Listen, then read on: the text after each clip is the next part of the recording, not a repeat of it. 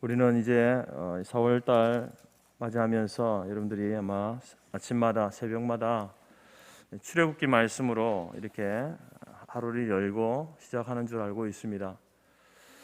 여러분, 이 구약의 성경들은 참 재미있습니다.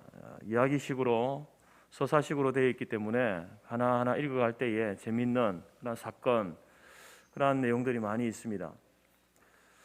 근데 우리가 구약의 성경들을 읽어갈 때에, 특별히 우리가 출애굽기를 읽어갈 때에, 이 출애굽기가 사실 이스라엘의 그 출발, 역사를 우리에게 이야기하지 않습니까?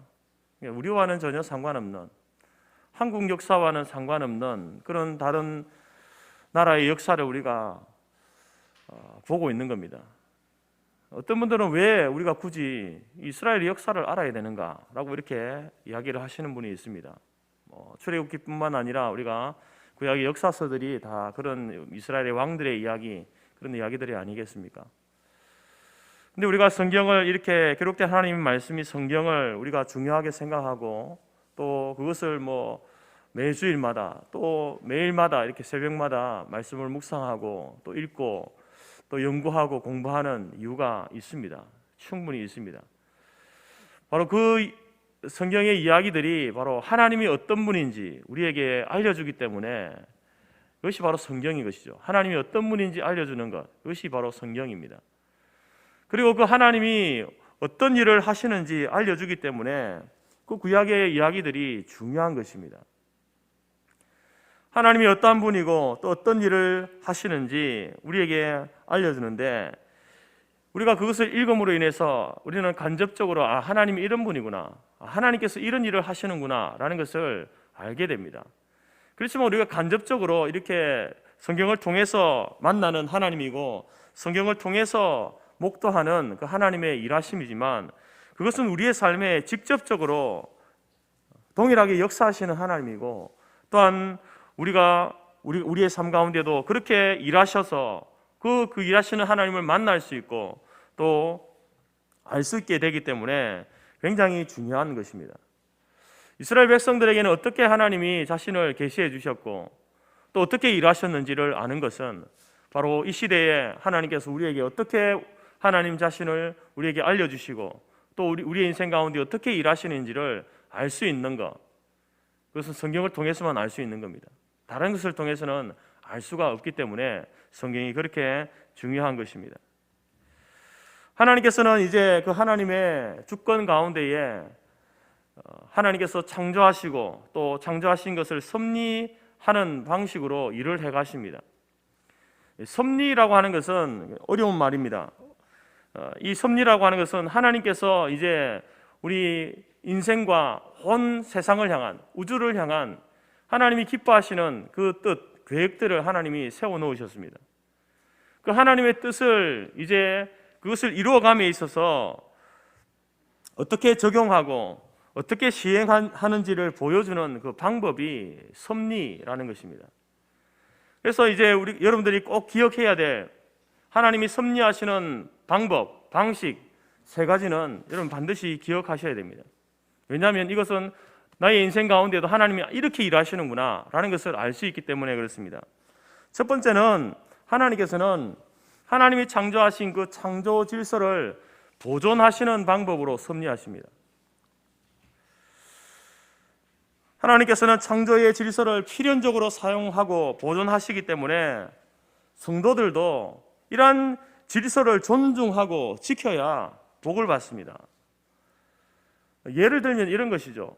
여러분, 우리가 믿는 사람이지만 우리도 이 30도 40도 되는 땡볕 더위에 오랫동안 나가서 있거나 일을 하게 되어지면 여러분, 그 사람은 반드시 일사병으로 쓰러지게 되어 있습니다.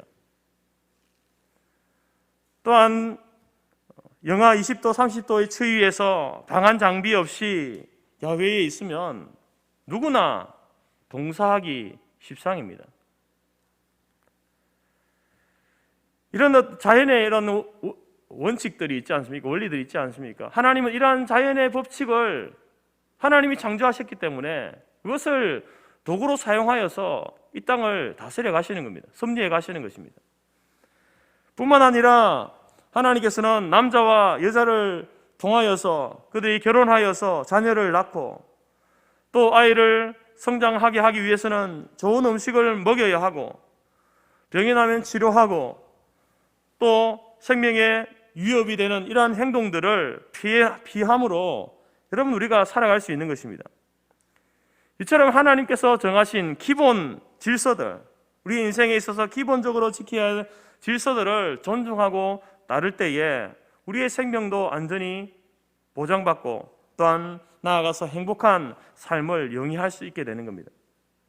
이것이 여러분 우리 하나님께서 이 땅을 다스려 가시고 이 땅을 섭리해 가시는 그 섭리의 방법 중에 첫 번째 방법입니다. 두 번째는 하나님께서는 인간의 자유로운 인격, 자유의지를 수단으로 하여서 섭리해 가십니다. 인간은 하나님의 형상으로 지음받은 존재입니다.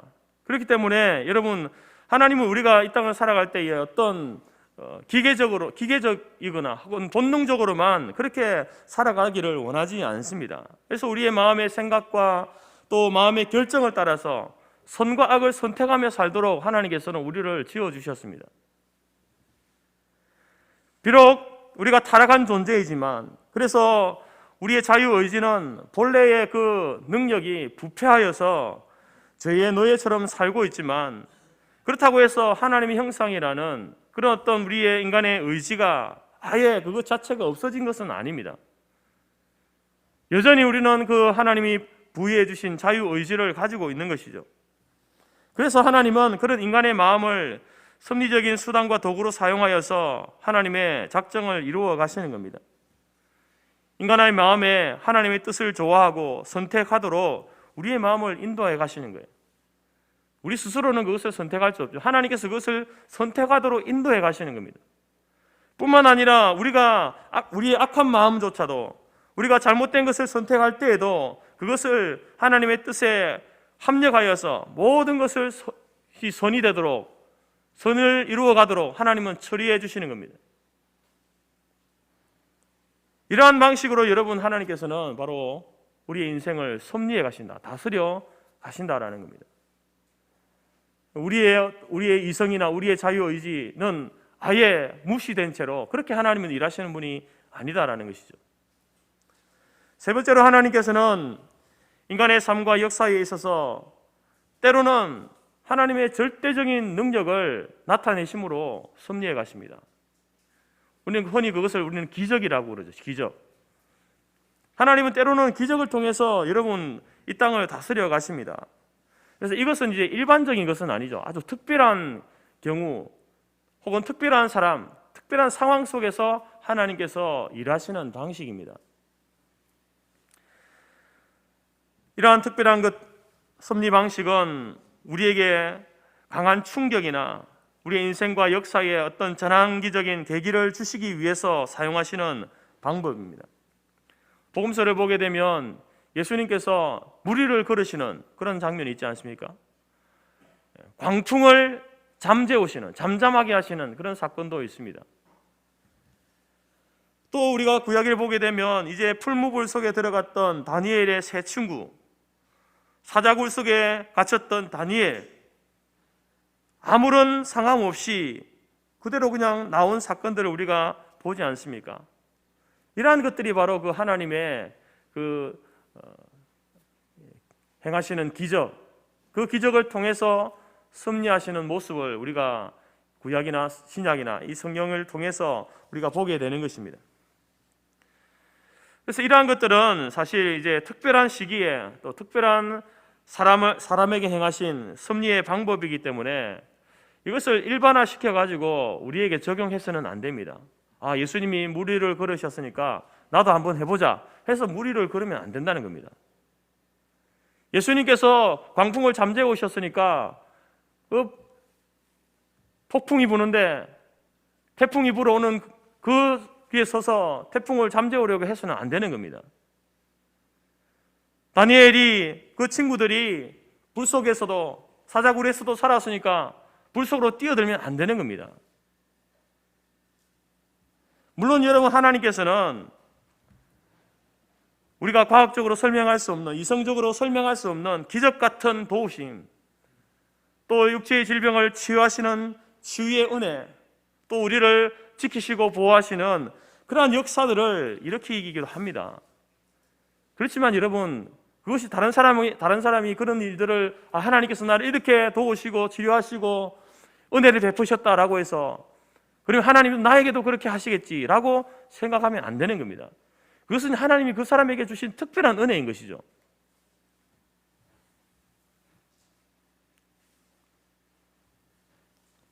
이처럼 하나님께서는 창조의 질서를 보존하는 방법으로 우리에게 주신 자유의지를 사용하여서 그리고 하나님의 그 특별하신 기적을 행하심으로 이렇게 인생을 다스려 가시고 또 이 땅과 우주 만물을 다스려 가십니다. 앞서 말씀드린 것처럼 구약의 이야기들이 우리에게 흥미있는 그러한 주제들입니다. 내용들입니다. 그리고 특별히 믿는 우리들에게, 성도들에게 있어서 이것이 유의미한 이유는 무엇이냐면 바로 그 이야기 속에, 그 역사 속에서 우리는 하나님의 섭리의 이 세 가지 방법들을 모두 볼 수 있기 때문에 그렇습니다. 그래서 우리가 성경을 읽어갈 때에, 묵상할 때에 하나님의 이 섭리의 방식에 초점을 맞춰서 하나님이 어떻게 그 자연의 질서들을 가운데서 하나님이 이 땅을 다스려 가시는지, 또 우리의 사람을 사용하셔서 사람의 그 선택과 결정들을 사용하여서 하나님의 역사를 이끌어 가는지, 또 때로 하나님께서 어떤 기적을 통해서 반전을 일으키시고 그 위기의 상황을 모면하게 하시는지를 거기에 초점을 맞추어서 성경을 읽다 보면요, 다 풍성한 하나님의 은혜를 우리가 누리게 되는 것입니다. 출애굽기는 이스라엘 백성들이 처한 특수한 상황과 또 모세와 아론이라는 사람들을 사용하셔서 하나님의 구원 계획을 이루어 가시는 섭리적 사건의 출발점이라고 할 수 있습니다. 그리고 오늘 본문은 그 가운데서 이제 하나님께서 모세를 부르시고 또 그 모세에게 이제 사명을 주시는 그 장면이 오늘 본문의 내용입니다. 모세를 부르시죠. 하나님께서는 모세를 부르시는 것처럼 여러분 여기 앉아있는 여러분들도 하나님이 부르셨습니다. 그 하나님의 부르심 혹은 소명이라고 하는데요, 이 하나님의 부르심은요, 구원으로 부르시는 부르심이 있습니다. 다시 말해서 우리가 예수를 믿어서 구원을 얻을 수 있도록 우리 부모님을 통해서나 혹은 누군가를 통해서 우리에게 복음을 전해주는 거예요. 그래서 우리가 그 복음을 듣고 나도 예수님을 믿고 싶습니다, 내가 죄인인 것을 인정합니다, 예수님이 나를 위해서 십자가에 죽으시고 부활하시고 다시 오실 것을 믿습니다, 그 구원의 부르심에 반응하여서 믿음으로 반응한 사람들, 그 사람들이 여러분 이거 앉아 있는 겁니다. 예배에 앉아 있는 것이죠. 이 구원의 부르심은요, 일생에 한 번 있습니다. 하나님께서 구원을 불러가지고 또 이제 탕자같이 나갔다고 해서 또다시 구원으로 부르시는 것이 아니라 이 구원의 부르심은 일생에 단 한 번 있는 것입니다. 그런데 또 하나의 부르심이 있는데 그것은 바로 사명으로의 부르심이에요. 사명으로의 부르심이죠.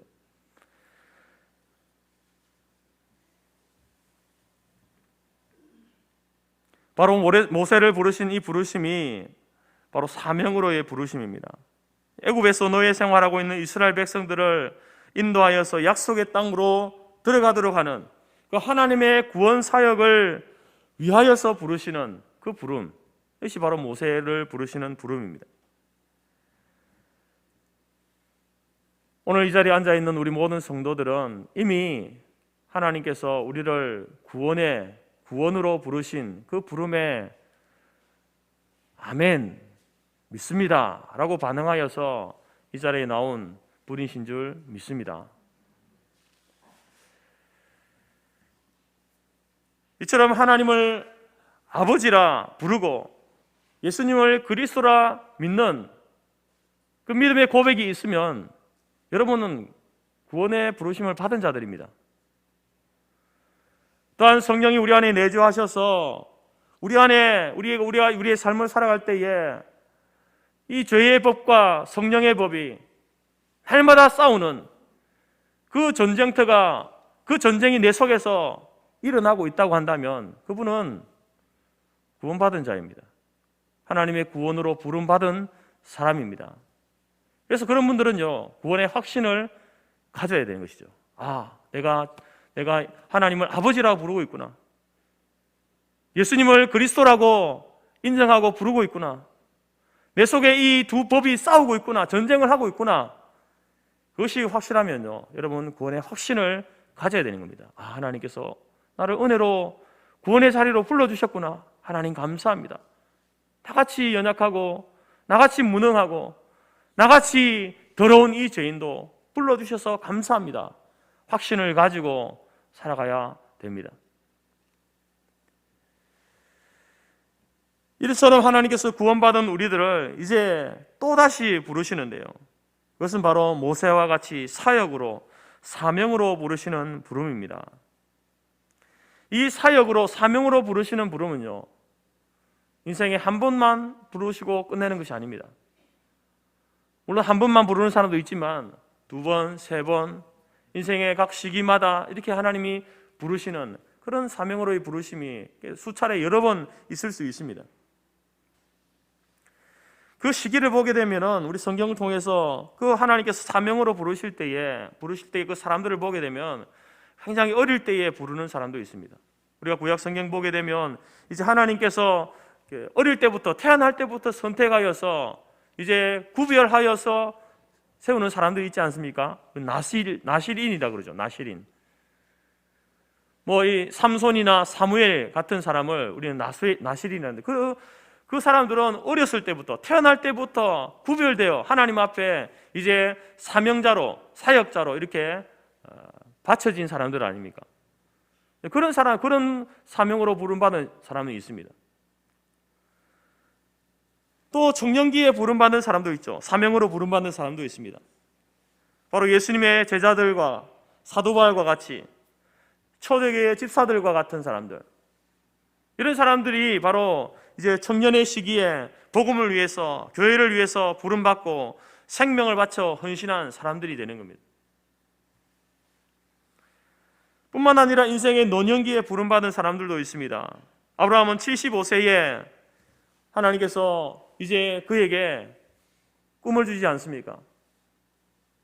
너를 통하여서 큰 민족을 이루고 열방이 하나님께로 돌아오게 될 것이다 라고 하는 그 사명을 그에게 주십니다. 갈렙도 75세의 부르심을 받아서 이제 가나안을 정복하는 그 놀라운 일들을 감당하게 되고, 오늘 본문에 등장하고 있는 이 모세도 80세에 출애굽을 위하여서 하나님께서 그를 불러주십니다. 이들 모두는 어렸을 때, 청년기 때에, 인생의 노년기에 하나님의 섭리의 조력자로 부름받아서 그들의 일생을 불태웠던 사람들이 바로 이들입니다.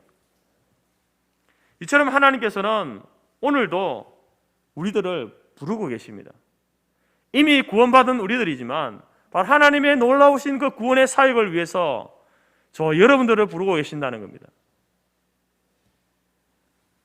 우리가 광고했지만 5일 1에 이제 직분자 임직식을 갖게 됩니다. 그분들도 바로 그 하나님의 부르심의 그 시간인 거예요. 그 직분으로 하나님께서 불러주시는, 장로로, 권사로, 안수집사로 부르시는, 단순히 하나의 직분을 받는 것이 아니라 하나님께서 그를 부르시는 그 부름의 시간이고 부름의 장소가 그때가 되는 것입니다.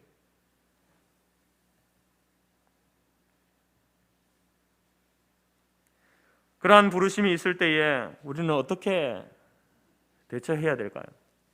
하나님이 우리를 그 사명으로, 다시 우리를 사명으로 불러주실 때에, 사역으로 불러주실 때에 하나님께서는 우리에게 무엇을 요구하실까요?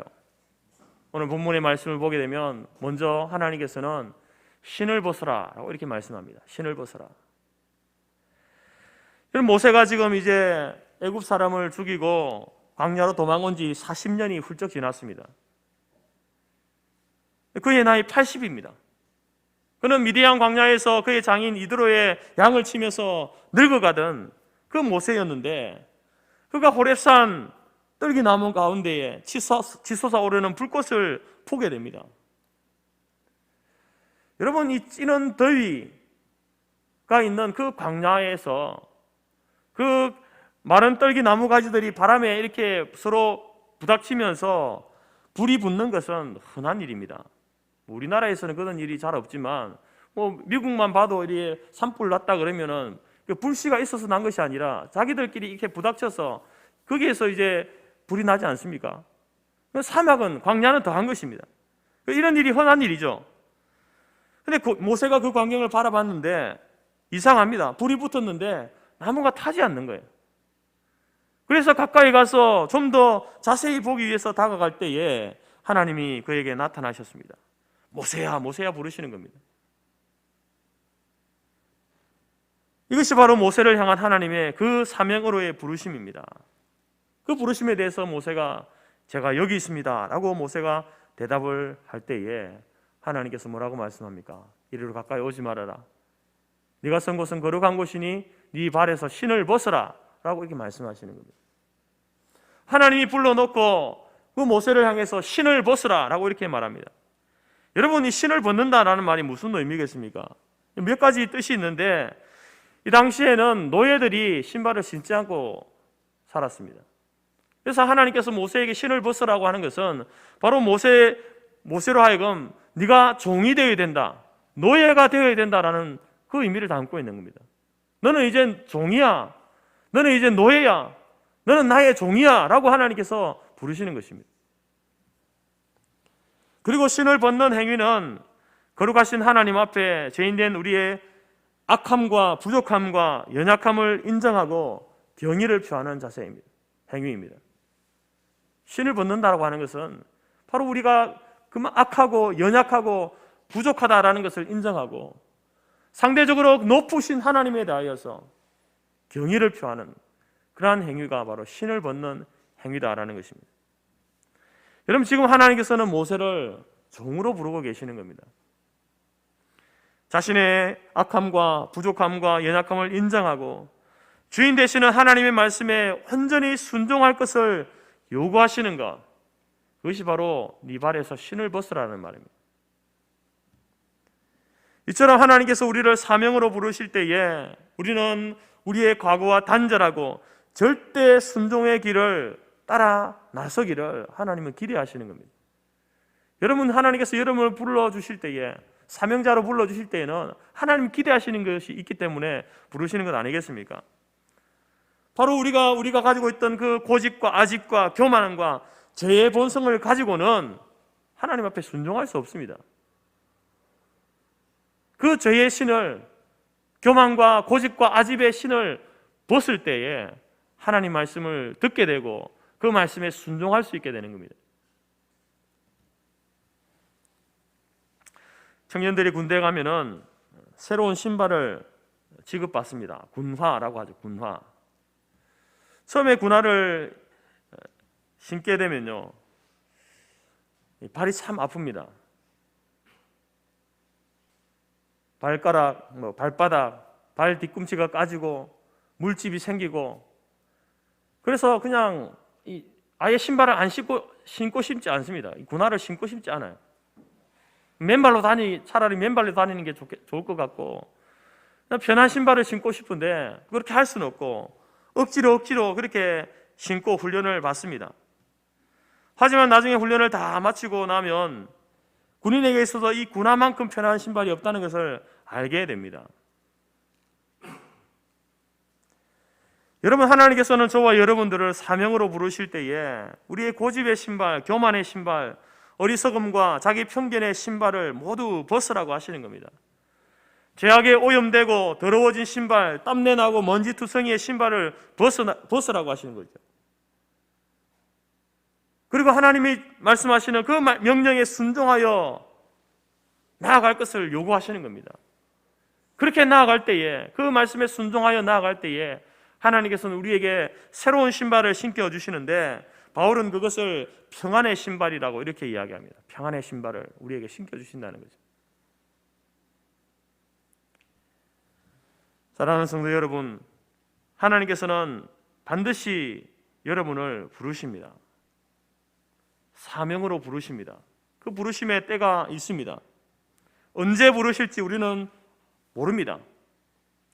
내 나이가 젊을 때 부를지, 나이가 많을 때 부를지, 내가 건강할 때 부를지, 건강하지 못할 때 부를지, 내가 부유할 때 부를지, 가난할 때 부를지, 여러분, 저는 알 수 없습니다. 그러나 여러분, 그 부르심에 대해서 자기 자신은 알 수 있습니다. 자기 자신은. 지금 하나님이 나를 부르고 계시는구나. 나를 구원해 주신 그 하나님께서 하나님이 놀라운 이 구원의 계획을 이루기 위하여서 그 하나님의 섭리 가운데에 나를 도구로 사용하시기 위해서 나를 부르고 계시는구나 라는 것을 자신은 알 수 있습니다. 하나님 아시고 그 하나님 아시는 하나님께서 우리에게 그것을 알려주시는 거예요. 여러분, 그러한 때에 하나님, 나는 어려서 안 됩니다. 하나님, 나는 나이가 많아서 틀렸습니다.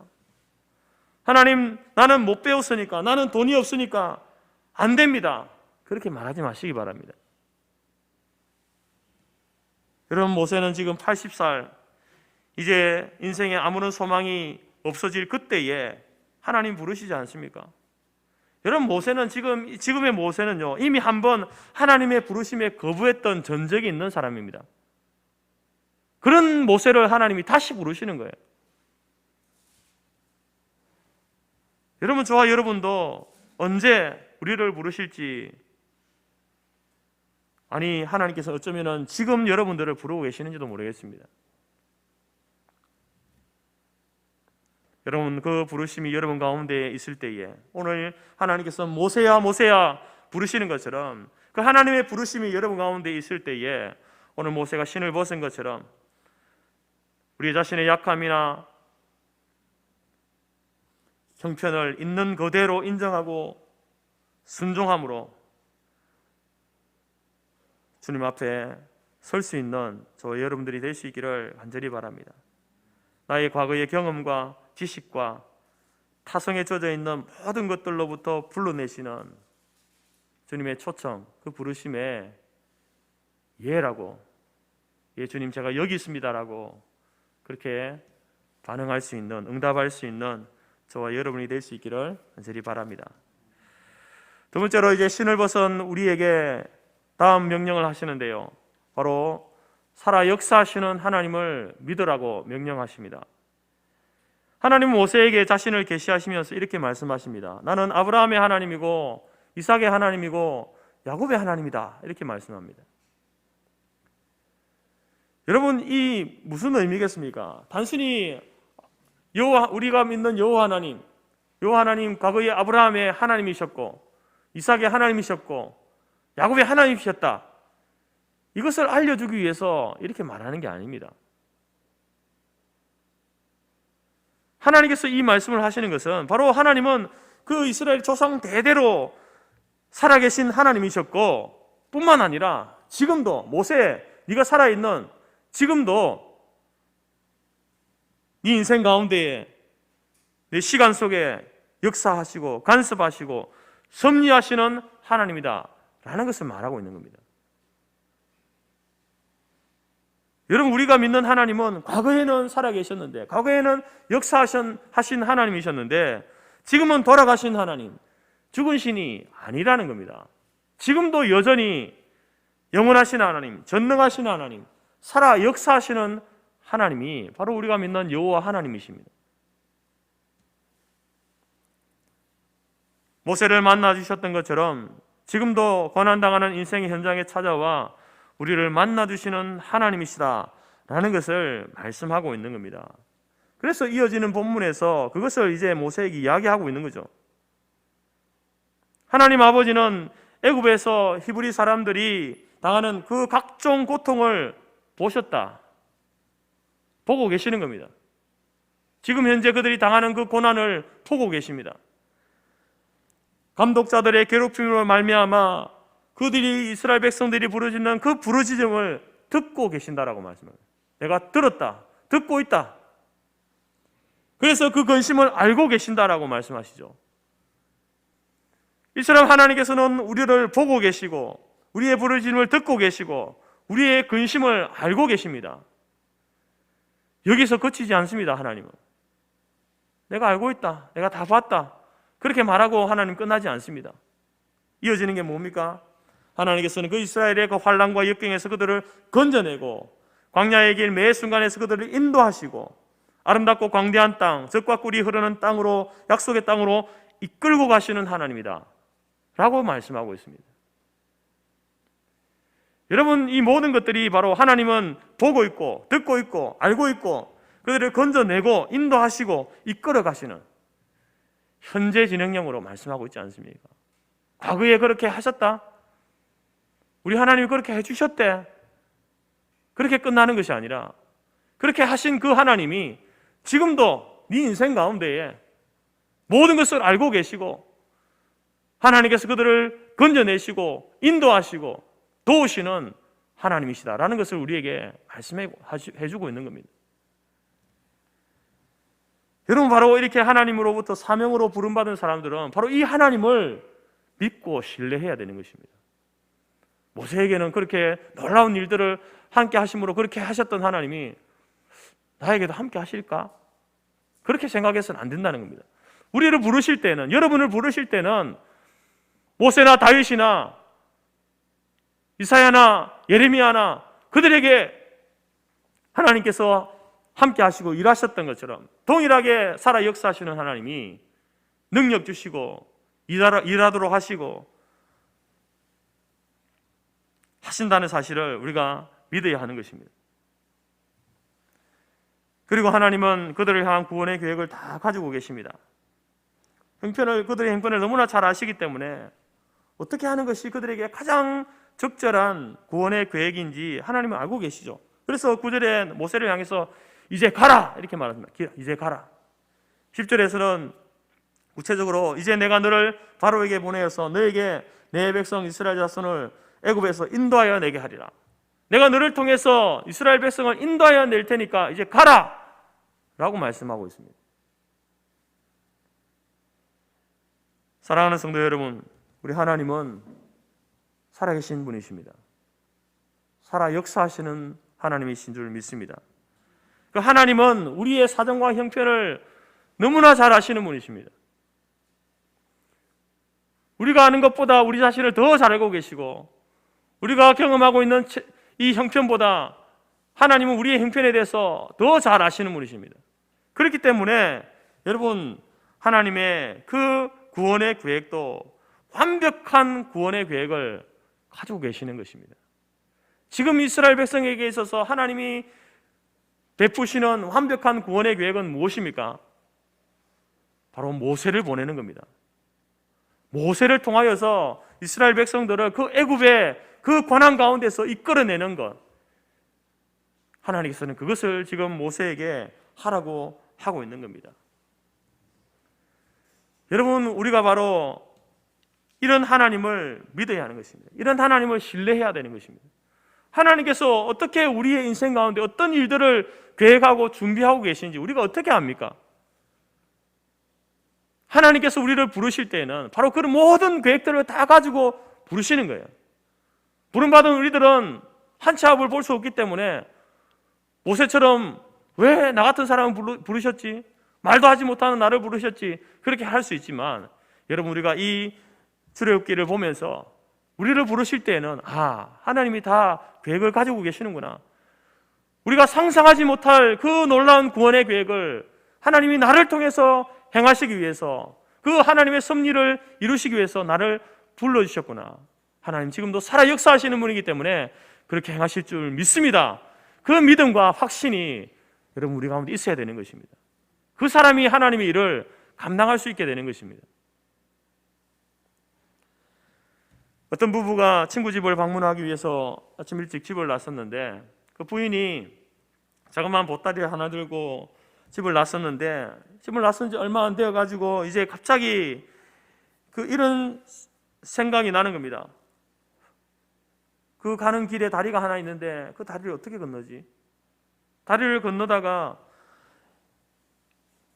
혹시나 사고가 나면 어떡할까? 괜한 염려, 걱정이 생기는 겁니다. 그래서 그 남편에게 이야기를 했어요. 어떡하죠? 어떡하죠? 남편은 한술 더 떠서 이야기합니다. 그 다리 정말 위험한데 만약에 다리가 부서져서 우리가 물에 빠지면 어떻게 해야 되지? 어떻게 하지? 이 걱정을 하는 겁니다.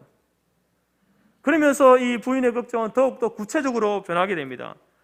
당신이 만일 썩은 나무를 밟아가지고 다리에서 떨어져서 다리가 부러지면 나와 애들은 어떻게 하죠? 어떻게 살아가지? 몰라.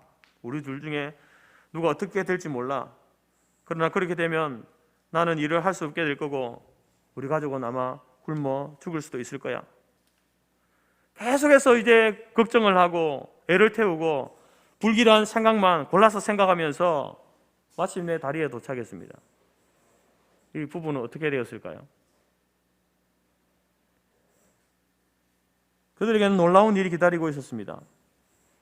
그 강에는 옛날부터 있었던 오래된 나무로 지어진 다리가 아니라 새 돌다리가 놓여져 있었습니다. 아주 튼튼하고 견고한 돌다리가 새로 건축되어져 있었습니다.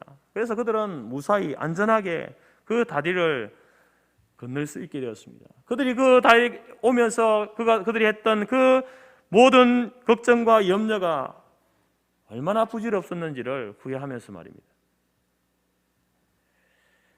여러분, 우리 하나님은 우리보다 크신 분이십니다. 우리의 생각과 우리의 인생을 향한 우리의 계획으로는 헤아릴 수 없는 분이 우리 하나님이십니다. 나보다 나를 더 잘 아시는 분이시기 때문에 우리를 향하신 구체적인 계획을 가지고 계시는 분이 우리 하나님이십니다. 그 하나님께서 우리에게 말씀합니다. 하나님을 믿고 가라. 이제 가라. 믿음의 길을 가라. 사명자의 길을 가라. 직분자의 길을 가라. 하나님께서 그 길로 우리를 내모시는 것입니다. 사실 그 길은 여러분 우리가 한 번도 가보지 않은 길이지 않습니까? 미지의 길을 가야 합니다. 알 수 없는, 경험해보지 못한 길을 가야 됩니다. 그러나 하나님은 살아계시고 역사하시는 하나님을 믿고 나아갈 때에 여러분 우리는 담대하게 갈 수 있는 것입니다. 하나님께서 바로 그 사막에다가 길을 내시고 광야에다가 우물을 발견하게 하시고 그렇게 함으로 하나님의 놀라우신 이 구원의 계획을 이루어 가시는 하나님이심을 믿게 될 때에 우리는 담대하게 그 사명의 길을 갈 수 있게 되는 것입니다. 오늘 저와 여러분이 우리를 부르셔서 다시 우리를 사명자로 불러주셔서 우리의 인생을 살아가고 그 길을 걸어갈 때에 나의 하나님은 지금도 살아 역사하시는 하나님이다. 그 믿음과 확신 가운데에 여러분의 인생의 길을 걸어갈 수 있는 우리 모두가 될 수 있기를 간절히 바랍니다. 그리고 세 번째로 하나님께서 약속해 주시는데 바로 내가 너와 반드시 동행하리라, 함께 해 주시겠다고 하시는 약속을 해 주십니다. 여러분, 우리 하나님 아버지는 언제 어디서나 택한 백성들을 그 삶의 중심에서 함께 동행하시는 아버지이십니다. 그래서 12절에 하나님의 명령 앞에 당황하고 자신 없어 하는 모세에게 뭐라고 말씀합니까? 내가 반드시 너와 함께 있으리라. 그 포악한 바로 앞에 갈 때에 모세, 아론, 너 두 사람만 보낸 것이 아니라 나도 그 가운데 함께 가겠다라고 말씀하시는 겁니다. 여러분, 오늘 우리를 부르시고 우리를 사명자로 세우신 그 하나님은 바로 우리가 하는 길에도 여러분 동일하게 약속하고 계시는 겁니다. 내가 너와 함께 하겠다. 여러분 어떤 길을 가고 있습니까? 어떤 사명의 길을 가고 있습니까? 어떤 고민과 갈등과 아픔을, 괴로움 가운데에 그 길을 가고 있습니까? 그 가운데 하나님이 함께 하고 계심을 여러분 알고 계십니까? 믿고 계십니까?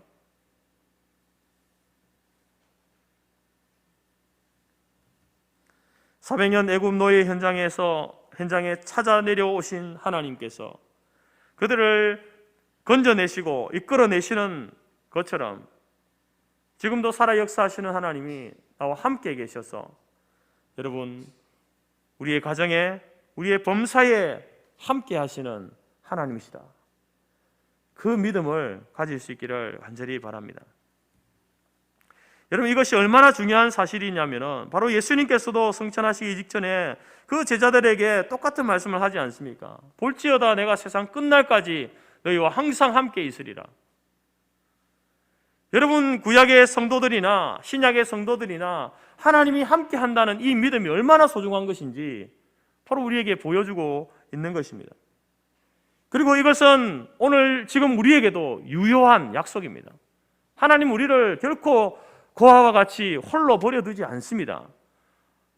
성령 하나님께서 믿는 성도들과 함께 하시는 것이죠. 우리는 잠을 자지만 하나님은 주무시지도 않고 우리와 함께 하십니다. 성도들과 함께 하신다라는 것입니다. 이것이 바로 하나님께서 우리 성도들에게 특별히 구원으로 부르시고 사명자로 부르셔서 그 사명자의 길을 걸어갈 때에 하나님께서 그 사람에게 약속하신 약속입니다. 내가 너를 혼자 보내지 않는다.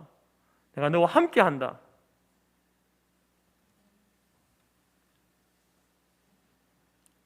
여러분, 우리가 죄를 짓고 우리가 하나님을 멀리했으면 멀리했지 성령 하나님은 언제나 우리 편이십니다. 우리와 함께 계십니다. 언제까지요? 세상 끝날까지. 그래서 여러분, 구원받은 성도들에게 하나님의 부르심은 늘 현재 진행형인 겁니다.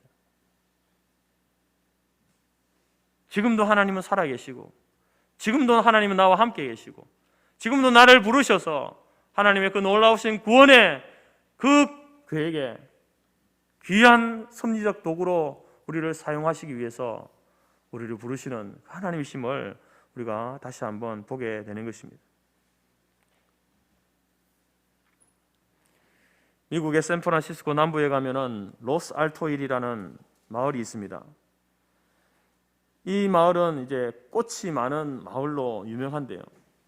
근데 이 마을이 그렇게 유명해진 데는 사연이 있습니다. 오래전에 그 도시에 요한이라는 우편 배달부가 있었는데 이 사람은 늘 똑같은 길을 자전거를 타고 다니면서 우편물을 배달했습니다. 늘 같은 길을 왕복하면서 다람쥐 쳇바퀴 돌듯이 15년이나 그렇게 이제 그 일을 했는데 서서히 이제 그 사람이 중년이 되면서 인생에 대해서 자신의 직업에 대한 회의가 찾아왔습니다. 이게 단순하고 단조로운 일이 실적나기 시작한 겁니다. 그래서 자기가 언제까지 이처럼 이 똑같은 이 길에서 똑같은 일을 하면서 살아야 하나, 계속 이 일을 해야 하나, 다른 일이 없을까 고민하면서 기도하기 시작했습니다. 근데 하나님 기도할 때 하나님이 그 마음 가운데 주시는 응답은 계속 하라는 것입니다. 그 일을 계속 하라는 겁니다. 하나님께서는 다른 길을 열어주지 않았습니다. 그래서 그는 왜 하나님께서 이 지루한 일을 계속 하도록 하냐고 따졌습니다. 그렇게 기도하던 중에 그 일을 보람있게 할 수 있는 방법을 생각해 보라는 그런 응답을 받습니다. 마음에 이제 그런 생각이 드는 거죠. 하나님께서 이 일을 똑같은 일, 지루한 일이지만 이 일을 하면서 좀 보람있게 일을 할 수 있는 방법이 없을까?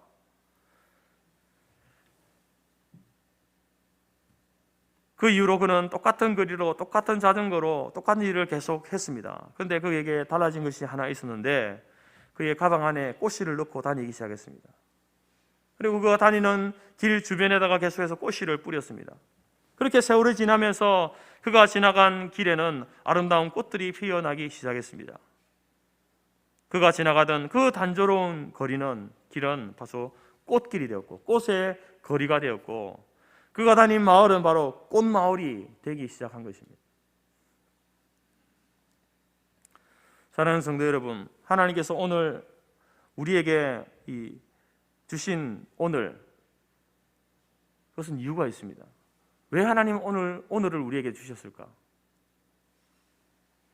때로는 무의미해 보이고 때로는 지겹고 고통과 갈등 가운데 있다 하더라도 우리가 있는 우리의 자리는 이 오늘이라고 하는 이 자리는 이 시간은 바로 하나님이 부르신 사명의 자리인 것입니다. 그 사명이 무엇인지는 각자마다 다릅니다. 자기 자신만 아는 것입니다.